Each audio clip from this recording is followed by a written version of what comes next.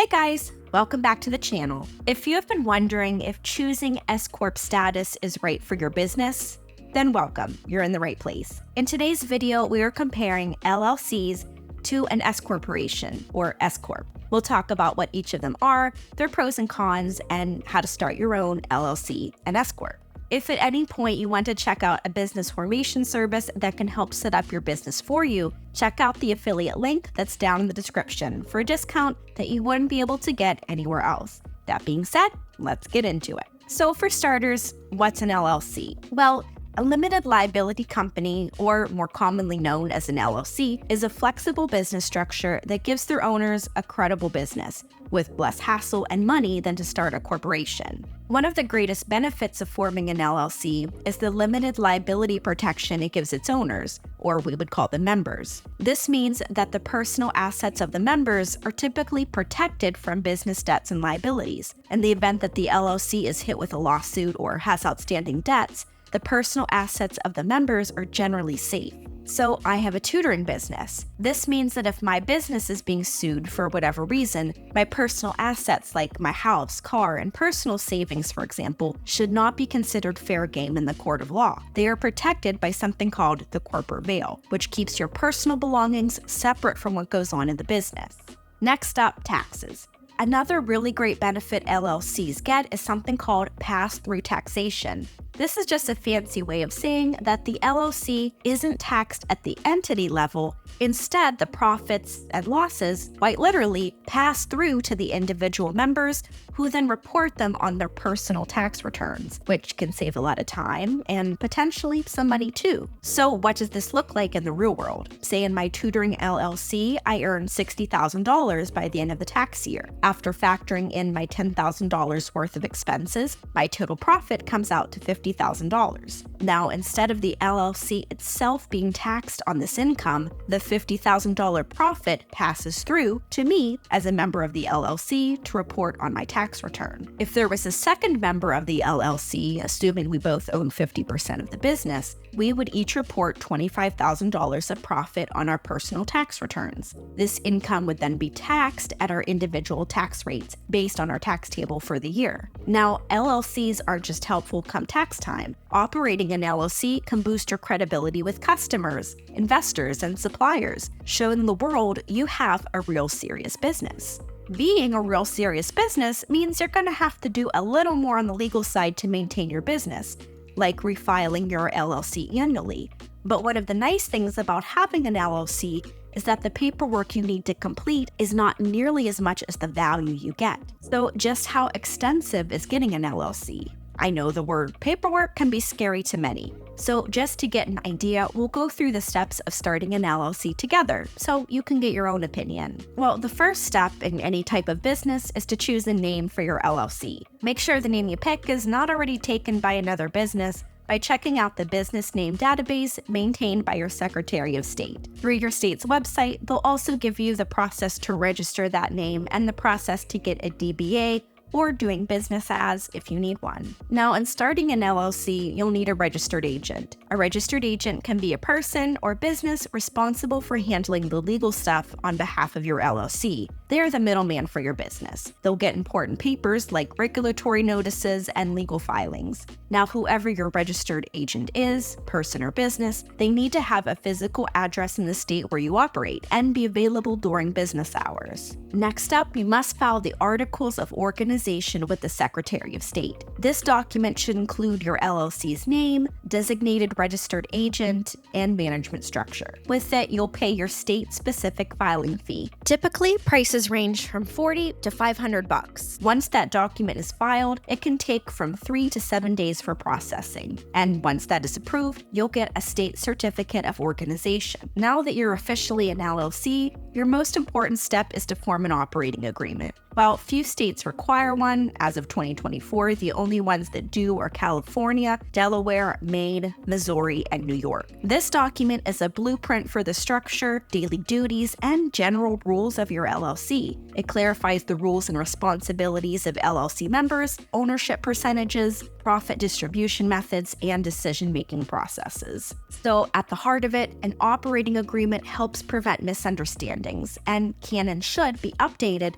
whenever there are or changes in the business. Now, coming from someone who has had friends get burned by not having one for their business, I truly feel having an operating agreement is essential to avoid misunderstandings and problems that might come up down the line. Now, like a newborn baby getting a social security number, your newborn LLC needs a special number of its own called an employer identification number, or EIN. This 9-digit number comes from the IRS for tax filing purposes. It's crucial to have one if you plan to open a business bank account, apply for a business loan, hire employees, or even pay business income taxes. So now that we've chatted about LLCs, what is an S-Corp? Well, similar to LLCs, S-Corp owners, who we call shareholders, also get limited liability protection. In an S-Corp, the definition doesn't change. The personal assets of shareholders are typically shielded from the debts and liabilities of the corporation. Now, taxes are another story. While S-Corps do get to enjoy pass-through taxation, meaning the business itself does not pay federal income taxes at the corporate level, instead profits and losses are passed through to the shareholders' personal tax returns and then taxed at their individual income tax rates. But they go about this a little differently. Shareholders actively working within the business are paid through a salary from the company. Being paid a salary, the shareholder would then get a W-2. Now, the salary itself would then be subject to self-employment taxes. Out of those taxes, the employee and employer share of the Social Security and Medicare taxes, or FICA tax, which comes out to about 15.3% for the first $160,200 earned. But then on top of the salary, shareholders can get distributions from the company's profits. Distributions are considered a return of their investment in the company's stock. Now, unlike the salary, these payments aren't subject to that FICA tax. By going this route, S-Corp shareholders have the potential to save money on their self-employment taxes. So what would this look like in real life? Well, say in my tutoring business, I made $70,000 in revenue. After I accounted for my business expenses of $5,000, that would leave me with a net profit of $65,000. Now, out of the S-Corp, I pay myself a reasonable annual salary of $45,000. I'll get a W-2 and pay self-employment taxes on that income. That will then leave me with $20,000 of net profit within the company. Now, on the $45,000 salary, I would be responsible for the FICA tax. However, at any point throughout the year, I can then transfer any portion of that remaining net profit, the $20,000 I was left with, into my personal checking account as a distribution or owner withdrawal. On these funds, I would not be required to pay the FICA tax. Now, if you aren't the only shareholder in the business, then there will likely be agreements on how distributions are to be split among each other. Now, I want to add a disclaimer. The figures I used in this example are totally made up, but there are some guidelines when it comes to determining a shareholder salary. For example, the salary an S-Corp shareholder receives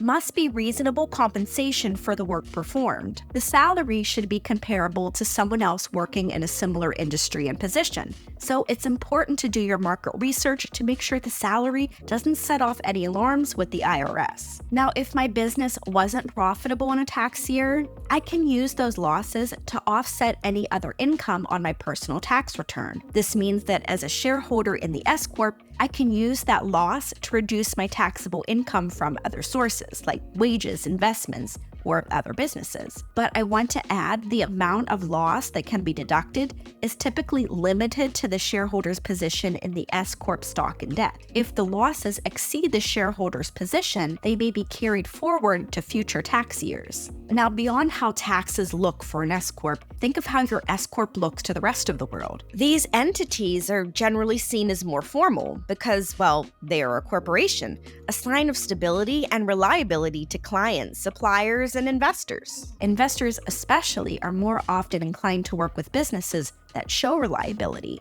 Not to mention legally, S-Corps are recognized as separate legal entities by state law. This helps to reinforce their legitimacy in both business and legal transactions. Now, different from LLCs is the ability to share stock. Stock is essentially a piece of the business. When we announce ownership, we break it down by shares. Say my mom, husband, and I are all shareholders in my tutoring business. We would break down our ownership by shares. Now, just because there are 3 of us doesn't mean that ownership has to be split evenly. Ownership should be split based on the number of shares they have in the corporation. So I could have more shares than my husband and my mom. Now, if I wanted to take on shareholders, the maximum I could have is 100, and shareholders must either be U.S. citizens, resident aliens, trusts established within the U.S., or nonprofits with tax-exempt status. Now, I know all of this can sound intimidating, but the process of setting up an S-Corp is generally pretty straightforward. First off, you need a name. Pretty easy so far. Be sure to choose a name that is unique and, of course, not already taken. The name typically needs to include some type of corporate suffix, like corporation or incorporated. Of course, you can use the abbreviations Corp or Inc.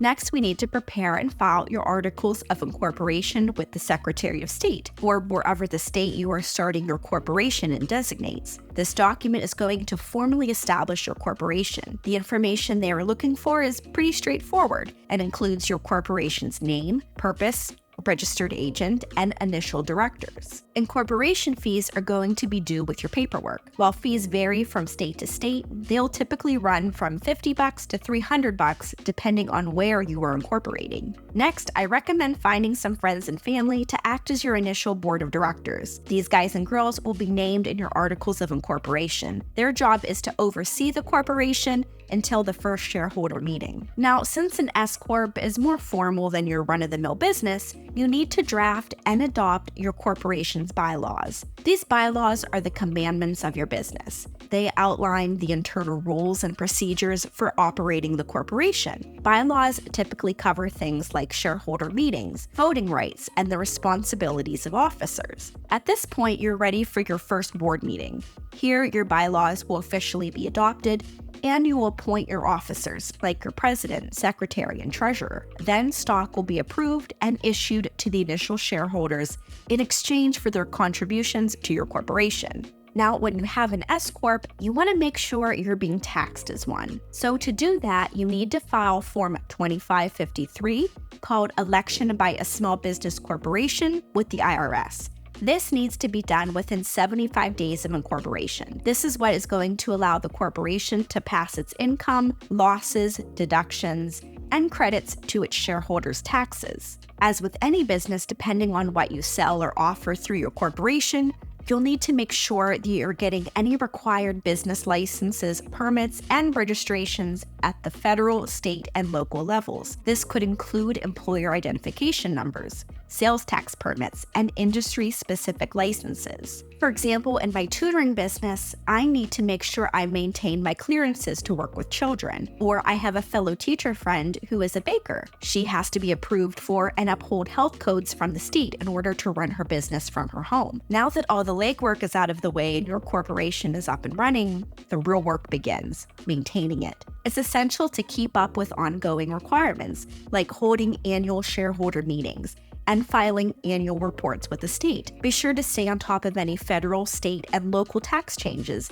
as well as regulation changes. It never hurts to get help from the pros to make sure you're following all the rules and getting all the benefits you can from your S-Corp. So now that we've mentioned both LLCs and S-Corps, should you choose an S-Corp status? Well, an S-Corp can be a good fit for many small to medium-sized businesses. S-Corps are particularly ideal for tight-knit businesses like family-owned businesses or businesses where shareholders are actively involved in day-to-day operations. That being said, S-Corps are small business friendly, giving their owners the ability to give stock as an incentive to employees. Now, all businesses have to pay taxes, regardless of their structure. Now, I know we've talked about taxes in an S-Corp earlier, and I don't want to sound redundant, but by paying the shareholder a salary versus the total profits, the shareholder would potentially pay less taxes than they were if they were to be taxed on the total net profits. Not to mention, if you remember, S-Corps are pass-through tax entities, so the shareholders pay taxes based on their individual tax bracket. While they are still classified as a corporation, they aren't subject to corporate taxes on their profits, which as of 2024 was 21%. Now, instead of distributing any remaining net profits as dividends, S-Corps can reinvest that money back into the business.